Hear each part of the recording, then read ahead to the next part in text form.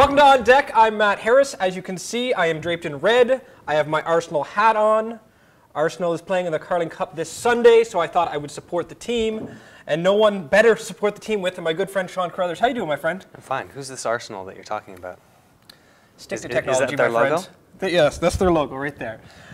Moving on, we're here with Sean Carruthers. It's been a while since I've done it on deck, and a lot has happened, especially with Sean. You've done a little bit of traveling, right? I have, yeah. I went down to San Francisco recently, got invited to a press conference with HP and their new WebOS devices, so cool. Headed down to do a bit of coverage for our at series. Now, they launched, I think, 3 products, or announced the launching of 3 products. What were those products, my friend? Right, so you probably know WebOS from back in the day from their pre-smartphone series. Right. This was when it was Palm. HP has since acquired Palm, and they've brought out 3 new products.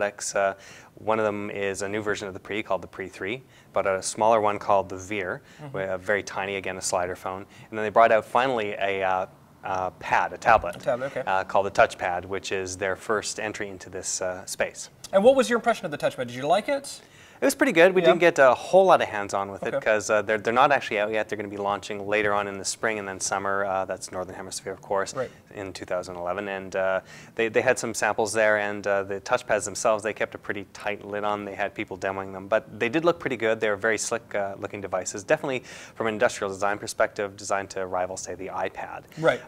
Not really the other Linux, Android-style devices that are maybe a little bit more functional, but not necessarily as beautiful. So, well, you mentioned the iPad. There's going to be an announcement. What is it, March 2nd? March 2nd. So I'm assuming you'll have your eyes on that. You'll be covering it for Butterscotch.com on our Twitter feed and your Twitter feed. Something like that. Yes, I'm definitely excited. Let's talk quickly about some of the rumors for the iPad 2 as well. So, a camera maybe.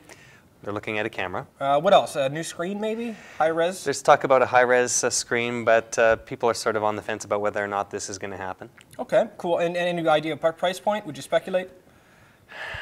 I think they would probably have to come in at roughly the same price point they launched at the old one. So you can imagine the old iPads will probably go down in price, and the new ones will come in at about the same, or maybe just a slight premium because of inflation and new features, but probably not too far off the mark. Well, we'll have to tune in March 2nd on Butterscotch. What is it? Butterscotch TV, Twitter, at Butterscotch TV, I guess, their Twitter feed. Yes. And look at the key right here.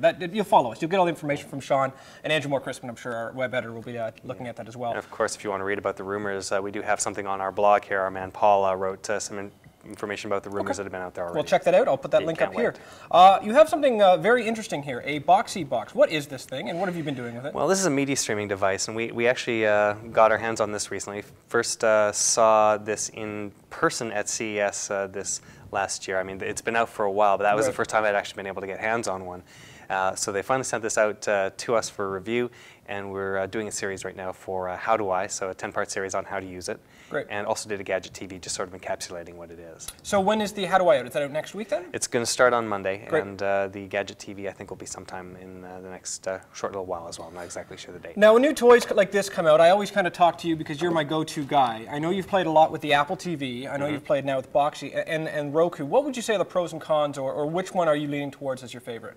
Well, my favorite, I think, probably still is the old Apple TV with the hard drive on board. It's just a more powerful device. All 3 of these new ones, the Roku, the Boxee, and the Apple TV, all are basically no storage on board. Just a little bit for buffering, but you keep all of your content in the cloud or on your other drives. So all 3 of them are like that. The Apple TV is very slick and cheap. It's about $99. Roku comes in around the same price point or a little bit less if you're getting one with less features. You can go up to high definition. It's just over $100.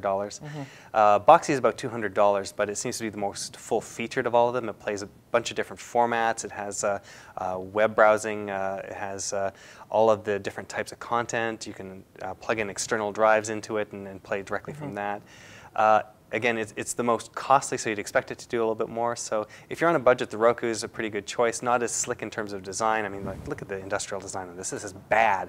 This is like really, really good-looking device, whereas the Roku device looks a little bit more industrial. Right. Very functional, of course. The Apple, again, it looks very nice, but not as functional as this particular device. Cool. So before I let you go, you guys can't see this, but right now we're set up for Lab Rats. We shot Lab Rats this week. If Paul can get a shot of that. This is our lovely setup. We shot with Andy and Sean. Very quickly, we spoke a little bit about the WebOS that we've already spoken about here on Deck, and also about mechanical hard drives versus flash hard drives. Yeah, so we actually cracked open my old hard drive. This was from my notebook. I was doing some production on this before, and now I'm not because it's open. Okay. But this is the old mechanical scroll Right. drive, and we contrasted this to the solid state drives that are coming out. The MacBook Air's moved over to solid state, which is basically flash memory like you'd have on a USB key. Right. And just seeing what are the pros and cons of each, and why would you want to go to flash drives when these old mechanical ones, as clunky as they can be, are so much cheaper. Well, you'll have to tune into Lab Rats, 5 o'clock Eastern, every Monday. This Monday coming up will be more about WebOS. The following Monday will be what Sean talked about, mechanical hard drives versus flash hard drives. Sean, I'll let you get back to work, but thank you so much for being on Deck.